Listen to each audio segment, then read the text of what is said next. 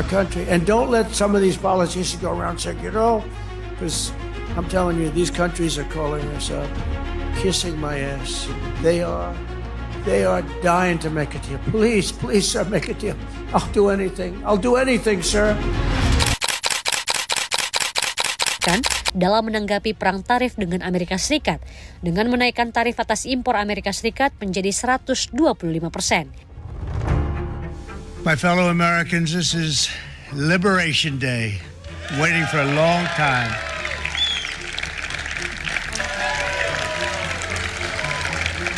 Thank you. Thank you. So, if you look at that, China, first row, China, 67%. That's tariffs charged to the USA, including currency manipulation. 我想美方的所作所为，没有体现出想要认真对话的意愿。美方如果真的想谈，就应该拿出平等、尊重、互惠的态度。如果美方置两国和国际社会的利益于不顾，执意打关税战、贸易战，中方必将奉陪到底。Hai guys, kembali lagi di Ngobrol-Ngobrol. Nah, hari ini kita ada bintang tamu yang menarik nih, yaitu teman-teman kita. Ada Lady, ada Abel, ada Giana, dan juga ada Fahri. Guys, tahu nggak sih kalau Amerika itu sedang menaikkan tarif impornya ke dalam negeri mereka? Nah, hal ini membuat beberapa negara, nggak beberapa negara sih, lebih tepatnya Cina menaikkan tarif impor barang-barang yang dari Amerika. Tahu? Hal ini membuat mereka berdua perang dagang ternyata. Kalian tahu isu itu nggak sih? Oh iya, aku juga tahu. Aku sempat baca dan artikelnya. Kalau bos kami tuh lagi ngomongin nasib perbankan digital menghadapi perang dagang. Iya tuh, tapi kenapa ya bos-bos itu pada mempermasalahkan masalah ini? Ya mungkin perang dagang ini mulai mengkhawatirkan dunia, apalagi transformasi digital juga termasuk strategi yang bagus untuk bertahan di era perang digital ini. Ya benar banget, apalagi saat ini perbankan digital sedang dihadapi oleh cost of fund yang masih mahal sehingga imbas bunga lebih tinggi seperti Krombank yang membuat masalah dalam menarik nasabah seperti memberi yang lebih tinggi menjadi solusi. Oh iya, apalagi kan Krombank juga berharap agar pemerintah dan otoritas juga kan membantu mereka gitu dalam operasional. Apalagi sekarang Krombank berharap LPS bisa memberikan jaminan bagi simpanan yang bunga pokok maupun bunga simpanan melebihi bunga perjaminan. Kira-kira masa ini berpengaruh nggak sih bagi perbankan Indonesia? Pasti ada pengaruhnya nggak sih? Apalagi di sisi samping kita tuh udah jatuh. Terus kita nilai jual beli kita tuh meningkat.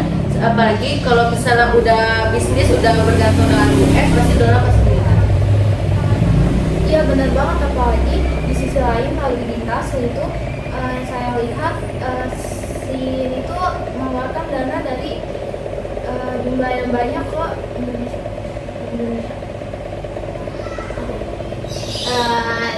Indonesia juga sama kayak negara-negara lainnya, dia tuh mendapatkan kesempatan buat bernegosiasi dan tuh mendapatkan kesempatan pertama buat bernegosiasi tentang tarifnya sebesar 30% dengan Presiden Donald Trump. Nah iya harus tuh, soalnya kan Indonesia nggak kayak Cina yang mereka perusahaan besarnya bisa mengimpor barang-barang mereka ke negara-negara lain, ya kan? Kayak negara-negara Vietnam, Kamboja, Thailand, dia tuh juga sama-sama kena tarif sebesar 32%, 49%. Oh iya benar banget. Jadi keuangan Sri Mulyani menyatakan secara gamblang bahwa tarif timbal balik adalah perbuatan Presiden Amerika yang menyulitkan masyarakat negara lain. Iya. Amerika terhadap Kanada, terhadap Meksiko, negara yang tergabung dalam NAFTA, ini pun juga yang dibidani oleh Amerika Serikat sekarang ini di-abandon dan menjadi persaingan yang tidak ada lagi definisi kawan atau lawan. Inilah dunia yang kita hadapi. Kebijakan tarif Amerika menjadikan risiko ketidakpastian yang luar biasa. Kalau kita Nah, tapi kira-kira ada nggak sih jenis-jenis nasabah yang masih menurut Crownbank itu masih aman lah setidaknya untuk berbisnis bersama mereka itu? Misalnya untuk konvensional, apakah dari sisi bisnisnya dia banyak terkait dengan ekspor, terutama ekspor ke Amerika dan sebagainya. Mungkin kita harus menunggu dan melibat hasil negosiasi yang dilakukan tim Amerika. Ada nggak sih tantangan dan strategi yang bisa diterapkan untuk sistem ini?